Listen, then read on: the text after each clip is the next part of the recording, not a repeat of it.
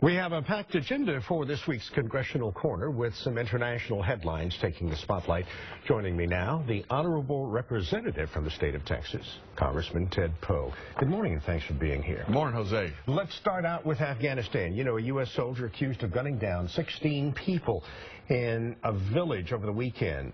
What does this mean for U.S.-Afghan relations when we are already having strained relations because of the accidental Quran burning several weeks ago? It's going to increase the tension between the United States and the Afghan people. The radicals in Afghan are going to use this as an excuse to try to get the United States to leave. What we should be doing is take this soldier, if he's the one that we believe did this, give him a quick trial and try him and let the facts come out and have some justice. Don't delay the proceedings, and then we can show the Afghan people how democracy really works. But we need to stay in Afghanistan as long as it's in our national interest. Over the weekend, there was talk that this particular soldier, father of two from Washington State, his fourth deployment to a war zone. Could that have affected him and maybe forced his actions? Well, there are always some of those problems in the background of some of our combat veterans. That will come out after he is examined and all of the psychiatrists look at him. That may come out as part of his defense. Who knows? But the fact is, he should be held accountable if he is guilty, and we should move very quickly to show, like I said, that the fact that the United States will take legal action against people who commit apparently crimes against other people. Okay, let's talk about politics in the country right now. The race for the White House, the GOP battling out, and it's rolling on. Santorum kind of picking up a big win over the weekend, but then Super Tuesday, it was really Mitt Romney's day. Where does the race stand right now? Because you still have Gingrich, you still have Texas Congressman Ron Paul. Well, the race will continue to go as long as Newt Gingrich is going to stay in the race, and he's going to stay in the race no matter what. We have two southern states, the Deep South, up tomorrow, Mississippi and Alabama. Santorum probably will win those, so he will pick up a few more handful of delegates. But Texas now may be a player in the presidential nomination in the Republican Party with its 155 delegates in late May for our primary. Could send all of this to the convention with no clear-cut winner.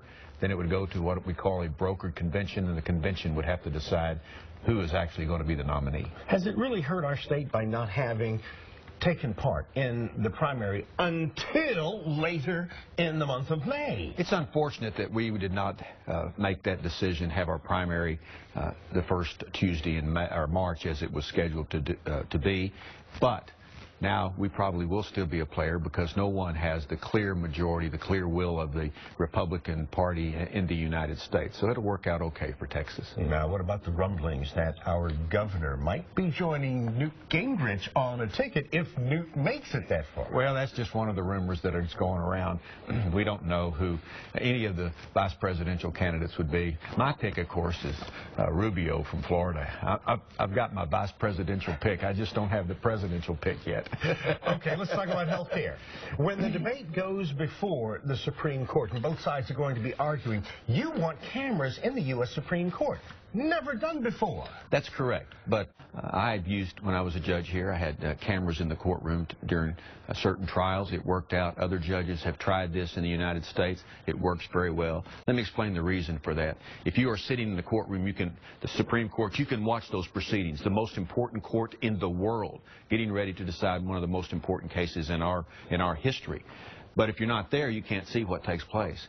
We should be able to have access. The American public should have access, like we do on C-SPAN, to the proceedings before Congress, have a camera in the back where they can see the arguments by the lawyers, hear what the judges have to say. I think it would be something that's very important education to the American public because it is the most important court in the world. It can be done that way in a very non-intrusive way, and I think that's something the Supreme Court should consider. But what about the American people who really are used to not seeing anything in the U.S. Supreme Court? Well, maybe they'll be able to see it now, and I think that they should have access to it.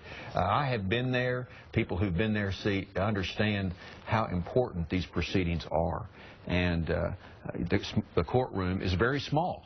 Unless you're in the courtroom itself, you can't see it. If you're in the hallway, you cannot see it, or if you're in some other location. We can fix that so that there can be a link and a camera in the courtroom, as it is done, as I mentioned, on the House floor and the Senate, to see the proceedings that take place. The Supreme Court's going to hear arguments March 26th on the health care bill, one of the most important pieces of legislation that they will ever hear. And I think the American public should be able to see the arguments by the lawyers and make up their own mind. Best of luck on your effort to get those cameras in the U.S. Supreme Court. Thank you for being here, and we look forward to seeing you in a couple of weeks again. Always good to see you, Jose. Likewise. Thank you. Melissa.